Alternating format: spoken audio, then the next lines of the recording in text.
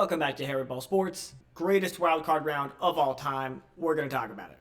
I feel genuinely a lot of pressure being off now that the regular season is over, and I don't have to worry about every single game to the extent of how is it going to affect my long-term record. That was actually very stressful. Didn't have to be. I created that problem for myself. And yeah, I'm doing a similar thing with the playoffs, but the stakes just feel a lot lower for me. I feel like everyone else involved in football, all the stakes get a lot higher during playoff time, but I put myself in a good spot here. Like I said, it was a great weekend of football. All the games were at least good. Most of them were great. So let's start with Rams-Panthers. Definitely the most surprising game from a box score perspective.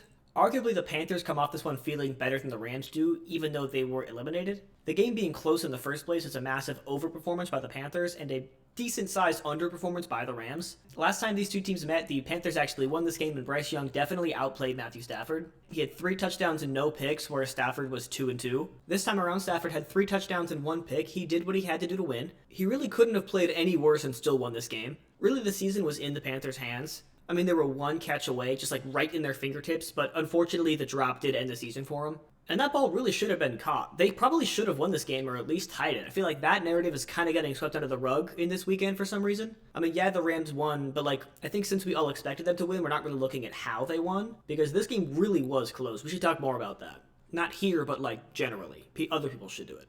But either way, Panthers come away from this 10 times more confident about next season than they were in week 4. Bryce Young definitely does have kind of a low ceiling because of the physical tools. I mean, he's not your Josh Allen. He's not your, Lamar Jackson. He's not your 6-foot-tall person. But if he can string together games like this one where he just looks confident, he stays out the way, does what he has to do, he doesn't shrivel up in a ball under pressure, then I think the Panthers really could build around him and do what they got to do. I just hope they don't pay him a bunch of money. Obviously, I love seeing a guy get paid a bunch of money because that's a good thing for players in the league. But I just think if you did that, you wouldn't really be able to build a winning team around him in Carolina. So I hope they take this opportunity and are kind of careful with the checkbook. As far as LA goes, gritty wins are definitely important, especially in the playoffs. They haven't had a really confident win in a matter of weeks now, which I still would, love to see moving forward, but it is what it is. Obviously this team does work. They click when they have to click. But I think the God status they carried earlier on in the season looks a little bit different now that we're actually in the playoffs. Packers-Bears was my personal favorite game of the weekend. I didn't really have a dog in this fight, which is kind of the way I like to watch sports. I mean, I watched most of this at a buddy's house with a Bears fan, and he was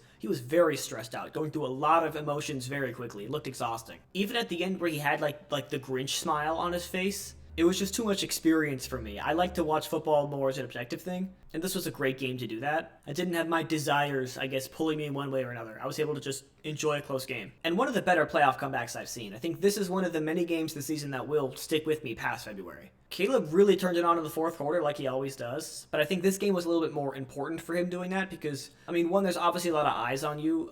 You're a primetime game, you're in the playoffs, but I think, two, that playoff wins specifically for some reason matter so much in talking about quarterbacks. Myself included, I can't pretend like I'm not involved in that bias, but a playoff win changes the conversation around a guy so much. Even simple stuff. I can say Caleb Williams has more playoff wins than Tua and Justin Herbert and Sam Darnold combined. And that's kind of a cherry-picked stat, but I can say that, and I will say that. Some of the throws he made in this game were just elite-level quarterback play, stuff that you wouldn't expect anyone to do, especially not a player in their second year. And you gotta love Ben Johnson right now. His confidence and his moxie and his energy, I think, is really fueling this team and fueling the fans, only adding to the home field advantage this team has. I think they've really earned the respect that they're getting. The Packers, however, kind of just add to their long history of disasters in the playoffs and disasters late in games. This one kind of fits both of those, right in the middle of the Venn diagram there. We're seeing a lot of coaches get fired this week. I wouldn't be surprised to see somebody leave the Packers or somebody, be forced to leave the Packers. And if not coaches, Brandon McManus, he left 7 points out there in the field. Your kicker has to be reliable if you want to win anything, especially a playoff game. You just can't have that going into next year. Even the last PAT, just the extra point, it would have so much changed the way that the Packers approached the final drive. It could have taken some of the pressure off of them. It always feels weird to put a lot of blame on the kicker, but I think this game is a very appropriate place to do that. On to Bills-Jags. This is the kind of game that Josh Allen worshippers talk about all the time. This is how they see Josh Allen all the time, and we all collectively as a sports world got to see it together, which I think is, good for him. A bad performance here would have reflected really poorly on him and made it really hard to beat Josh Allen this offseason, so I'm happy that at least he pushed that off for a little bit longer. He does go Superman mode. People always say, it's Josh Allen Superman, but he does do that whenever the team needs it. And they seem to be calling on that more and more, especially this season, so I'm happy to see he's able to just, keep up supply with demand. Not only did he play very confident, didn't fold under pressure even in a super close, super important game like this, but against a very strong defense. He also had what I would call the best tush push ever. I do not understand how this play happened. Trevor Lawrence fans can't feel too terrible either. I mean, unlike the Packers game, everybody does walk away from this one feeling okay. Just a good football game, and whoever had the better quarterback by, even an inch was gonna win. That's what happened. The Bills have shown that they're not frauds. So barring a ridiculous Green Bay-style collapse against the Broncos, the organization looks very, very good this month. I know all they can think about is the ring, especially Josh Allen, but I think we're too much in a ring culture. Let's take a step back and just appreciate a team playing good in the playoffs. It's really hard to get here, really hard to win. Let's just appreciate that while we have it. I don't want to hear BS about Caleb not winning a ring in the offseason. It's like he won a playoff game and he won it like that. Like let's appreciate what we do see, not what we don't see, I guess.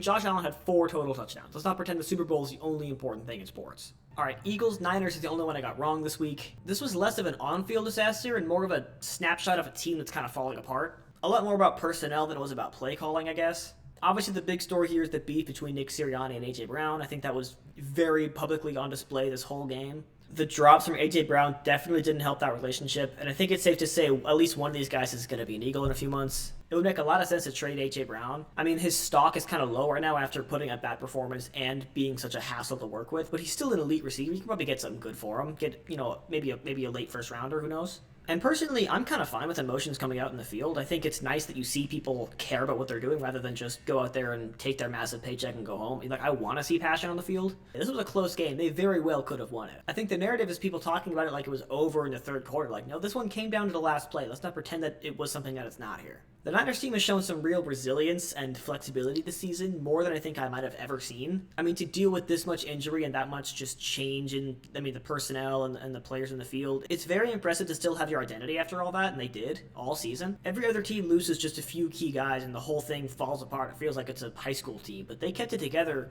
under some very poor conditions. They went 3 or 4 with Mac Jones, and no football team is built with the expectation Mac Jones is going to be your quarterback. To win in those conditions is very impressive. Genuinely, I don't understand how it happened. No other team has been able to look like that with so many injuries. There's a formula here that I must be missing.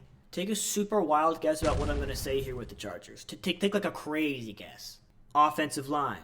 I assume you got that one correct. That's the main story here, obviously. That was atrocious. It wasn't even sacks either. We saw Joe Burrow go down 11 times versus the Titans in the playoffs, and even that felt like an easier quarterback situation than it did for Justin Herbert this night. I think the Bengals won that game too, actually. The Chargers really hopped on a plane and flew about as far as they possibly could from LA just to kick a field goal and then fly home. All we have from Justin Herbert in the playoffs is 3 terrible games. That's all we can look at. Sadly, that does have to come to the conversation when you talk about if Herbert is the guy, or if he's a guy, I guess, of that caliber, like a top 5, top 10 kind of guy.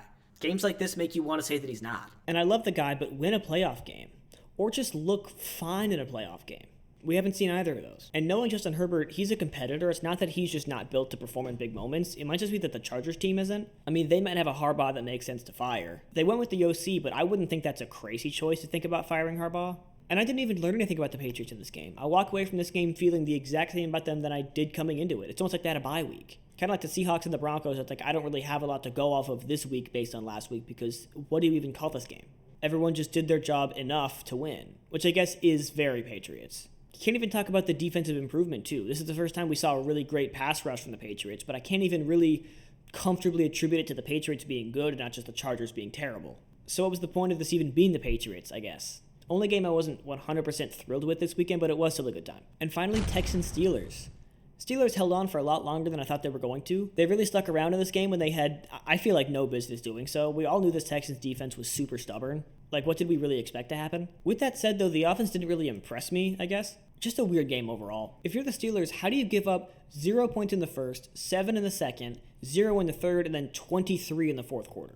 What happened? Good amount of defensive points there from the Steelers, but still. Similar to the Packers, it was a massive collapse in the fourth, but the reason it's different is that nobody had picked the Steelers to win here. With the Packers, it was technically a surprise, but with the Steelers, it was more like, okay, when is it going to fall apart? When are they going to start giving up points? I don't think any Texans fans were out there worrying, chattering in their cowboy boots, I certainly was not. Very sad to see Mike Tomlin go as head coach of the Steelers, but at least we got the Tomlin experience. We got a first-round playoff exit after a barely winning season. That's very much Mike Tomlin Steelers. Way to finish with the authentic experience. I don't want to brag too much, but I'm 5-1 in the playoffs right now. I said I had to win 8 of 13, and it's looking real good for me. Sound effect. Let's move on to this weekend with the divisional round. We got to start here with Bills-Broncos. Could just be recency bias from last weekend or from just right now talking about how much I like the Bills.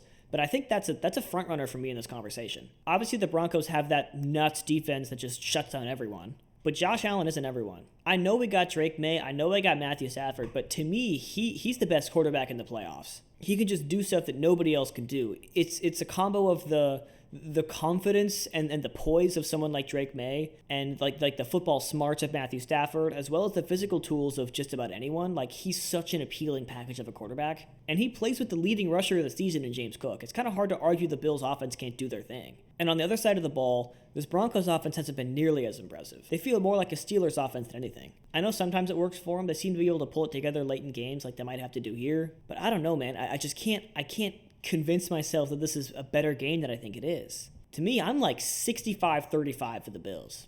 Try and stop them. I'd be happy to see either of these teams go all the way with it, but if you're asking me to predict, and you are asking me to predict, I gotta go with the Bills. On to Seahawks-Niners, a game that I've seen so many times. Always fun when a divisional rivalry makes it to the divisional round. I love that kind of thing. Like I said, the Niners have dramatically overperformed in a very confusing way all season. I seem to not understand how this team works, just in general. I watch a lot of football, but something here isn't clicking for me. Not that this year's Eagles were anything like last year's. Like, they didn't feel the same, but still, I mean, to win a playoff game with this many injuries, that says something. However, the Seahawks with the week off, feeling healthy, watching all that film, and playing at home, like, there's a lot of external factors that really favor the Seahawks here. And not to mention the defense. We all know that's a huge thing. I mean, the Broncos, the Seahawks, and the Texans are all kind of known for having an incredible defense, and they're all represented this late in the season. Weird how that works, huh? It's almost like defense wins championships or something. Has that ever been said, or did I just come up with that? Anyways, I definitely do have my reservations about Sam Darnold himself. I mean, we've seen him collapse in games over and over again, especially in the playoffs. I watched him in person put up 0 points against the Colts this year. Like, he's not my favorite quarterback in the league, despite how much I do like this offense. JSN's been a little bit more quiet, but I think the running game's been picking up a lot of the slack that the passing game has kind of had in the last few weeks. So there is a lot to like here. I think while this one isn't super obvious, I guess, I am going to lean towards Seattle. Partially because I love seeing Seattle win. I want to see him back in the Super Bowl. But also because I think there's just a lot more in the pros column for the Seahawks team than I think there is for the Niners. I mean, yeah, if I think about it, I mean, George Kittle, Brandon Ayuk, and Deebo Samuel were always the reasons the 49ers would tear apart the Seahawks in, years past. That was always the kryptonite. The Seahawks could just never seem to defend everyone. But now none of those guys are playing. So really, what are they going to do? I mean, Juwan Jennings? I guess Christian McCaffrey's probably what they're going to do, which is still fair. I'm not going to disrespect him whatsoever. That's not a safe thing to do. But with that said, I still do want Seattle. Texans-Pats is a weird game for some reason. I think these teams are really well balanced. I think the Patriots offense has been kind of streaky, but their defense is a decent quality. Whereas the Texans offense is, I would say, below streaky, but their defense is just super high quality. So I feel like that kind of evens them out, I guess, if there was a point system to it. If only football worked on a points system. Wouldn't that be great? But I think this game really could go either way. I think Drake May could get frazzled and throw some picks, and we've seen this Texans defense just scoop up any ball that's on the ground, scoop up any ball that's in the air, take it back for 6. I mean, they can be very disruptive. And that was against a veteran quarterback in Aaron Rodgers. I mean, Drake May's a rookie. We'll see how that goes for him. But I think it'd be weird to start switching up now and taking teams over the Patriots. I've been very, very impressed with how they've played this season. I think everybody has. I mean, Drake May's an MVP candidate. We can't just write that off. And that's not really a great reason to pick a team in this situation, but I think that's going to work for me. Also, I cannot name that many Texans players. I think I got 5 tops. And while there's no direct correlation between players I can name and success in the playoffs, that's something. If they're good, I should know about them. And while I can't name 30 Pats players, I think that's kind of the Patriots' culture. I mean, Tom Brady threw to a million no-name guys. Yes, he had his Edelman, his Amendola, his Gronk, but he was throwing passes to nobodies his whole career. I mean, next one up is the Patriots' kind of whole thing. I mean, who drafted Kayshon Boutte this year in fantasy? Nobody. Nobody had any idea who that was. And he's been balling out. Plus, Stephon Diggs, going through some off-the-field stuff right now, for sure. But, I mean, he's still a reliable enough guy in the red zone. I think they can do it. I really, really want to see him do it, so give me the Patriots. And finally, Rams-Bears. I think the one that I'm most excited to see. The Rams, who've been a very steady, positive presence, and the Bears, who've really ramped up more recently. I'm excited to see which of those forces can win. I think if this game were in SoFi, it'd be a real discussion of back and forth. Because one, that's indoors, it's Rams weather, and I think the home field advantage doesn't really play much of a role there. But this game is in Chicago, in the cold. If you're going to take an LA team anywhere to try and beat them, it's where you take them. Plus, right now, I think the Bears fans have felt better than they have in since Pearl Harbor. Not like Pearl Harbor itself, but the last time this team's been good was a very long time ago, is what I'm saying.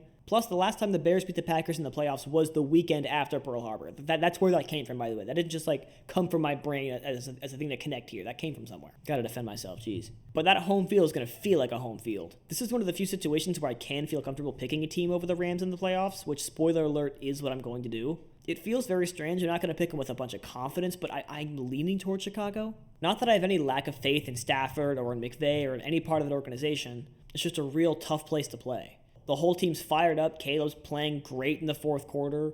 I mean, they're coming off a pretty exciting win, whereas the Rams kind of just barely skirted by a losing team. So momentum helps out the Bears too. I almost don't want to finish this because it just feels weird to pick against the Rams in the playoffs now. I'd arguably rather see Matthew Stafford go win a second one and just cement his legacy. I think Rams-Bills would be a really, really fun Super Bowl. And honestly, either of them could win there and I walk away happy. But I don't know if I see them getting past these Bears. I've just seen less than top quality football from the Rams recently. And yeah, I've seen that from the Bears too, but they've just, I guess, had a higher ceiling. And playoff football is all about ceiling, unless you're the Packers. So I'll stop lollygagging and officially lock it in. I want Chicago. What a weekend of football we got here. This is my favorite week of the entire year. Wildcard weekend is great because there's 6 games instead of 4, but this is where the stakes and the pressure start to really come back. And now we got our first seeds playing again too, so we're getting the best football we can possibly get. The whole season boils down to from now to the Super Bowl. This is where the season really happens for me. I want to see this go mirror the wildcard weekend and just be banger after banger after banger after banger. That would be 4. In terms of who I really want in the Super Bowl, I think Patriots-Seahawks would just be awesome. A rematch of a super legendary game, but kind of in a new era with new context. I think that would fire me up personally. Like I said, Bills-Rams could be good. We could do something crazy and get Bears-Texans in there. A Super Bowl that I guarantee you nobody has money on. Us as fans cannot lose this season. Not going to be a 49ers Chiefs or something again, or some Philadelphia something. I don't know. There's no bad outcomes here. I love football. And I could care less about the predictions. This is just me having fun with the game. I think I lost some of the spark back in week 15. I was tired. I was picking bad games. What makes this fun has kind of come back to me. So on that note, I'm going to call it. This has been Harry Ball Sports. Thank you for watching. Thank you, NFL, for doing your thing. I very much appreciate you. Come back next week to see how we did and pick the conference championships. I'll break those games down in a little bit more depth because with only 2 games to talk about, you can kind of, save some time in the video. So be sure to come back for that. Thank you for watching. Harry Ball Sports.